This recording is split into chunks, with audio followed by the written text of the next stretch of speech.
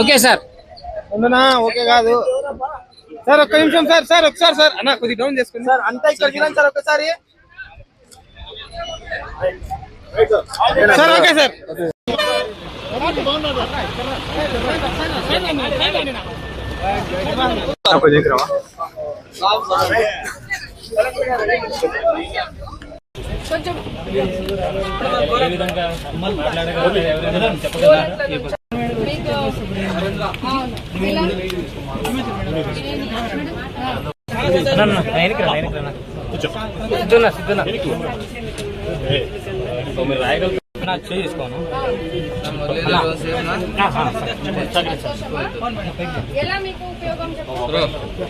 సేపు అంతే. ఆర్థికంగా కూడా మీకు ఇబ్బంది లేకుండా ఎక్కే ఇబ్బంది ఉంది.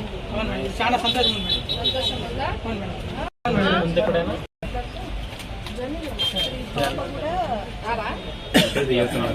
ఉందా? ఎన్డీఏ కూటమి ప్రభుత్వం మహిళలకు ఉచిత బస్సు పథకాన్ని ప్రవేశపెట్టింది. మరొకసారి ఇప్పుడు దివ్యాంగ శక్తి అంటే కూడా వికలాంగులకు ఉచిత బస్సు ప్రయాణం ప్రారంభించారు. ఇప్పుడు అనంతపురంలో అటాసంగా అనంతపురం జిల్లా ప్రతినిధుల ఆధ్వర్యంలో ఉచిత మనతో ఎమ్మెల్యే బండారు శ్రావణ్ గారు చెప్పారు. ఇప్పటికే మహిళలకు అనేక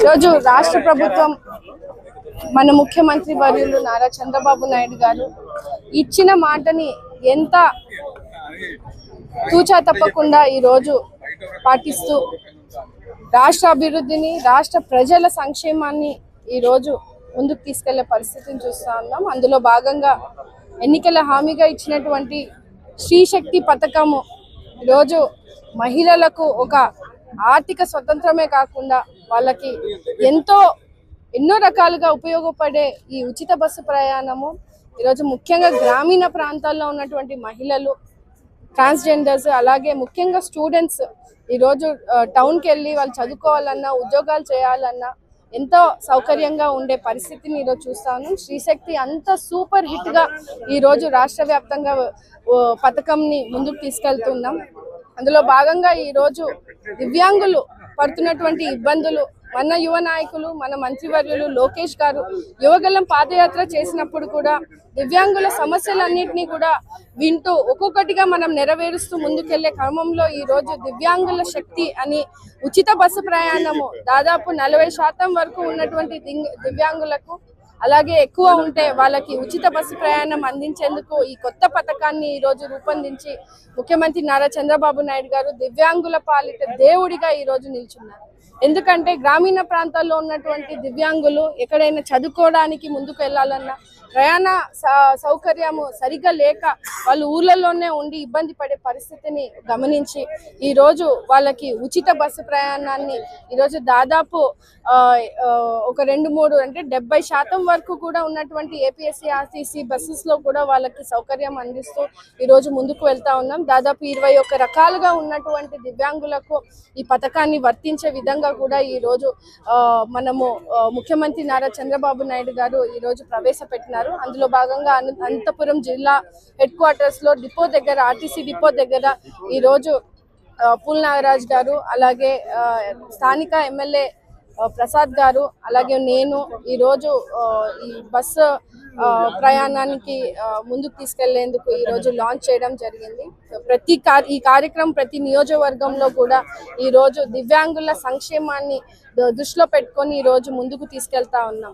కేవలం ఒక వర్గమే కాదు, ప్రతి వర్గము బాగుండాలి, ఆర్థిక స్వతంత్రంగా ఉండాలి, సంక్షేమంగా ఉండాలి, ఆరోగ్యంగా ఉండాలి అని ఈరోజు ప్రతి ఒక్క పథకాన్ని ఈరోజు రాష్ట్ర ప్రభుత్వము ముందుకు తీసుకెళ్లే విధంగా కూడా ముఖ్యమంత్రి నారా చంద్రబాబు నాయుడు గారు కృషి చేస్తూ ఉన్నారు.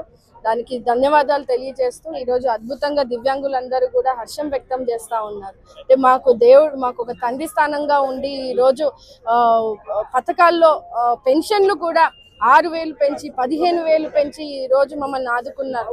అలాగే ఈ రోజు చదువుకున్న దివ్యాంగులకు కానీ వ్యాపారస్తులకు కానీ ఈ రోజు ఈ సౌకర్యాన్ని కలిగించినందుకు ఎంతగానో ఉపయోగం అని కూడా వాళ్ళు హర్షం వ్యక్తం చేస్తూ ధన్యవాదాలు తెలియజేస్తున్నారు. ఈరోజు ఆనరబుల్ ఎమ్మెల్యే అనంతపూర్ అర్బన్, అదేవిధంగా సింగనమల్లి ఎమ్మెల్యే గారు, అదేవిధంగా జోనల్ చైర్మన్ ఆర్టీసీ ఆధ్వర్యంలో కూడా జిల్లాలో దివ్యాంగ్ శక్తి స్కీమ్ ప్రారంభమైంది.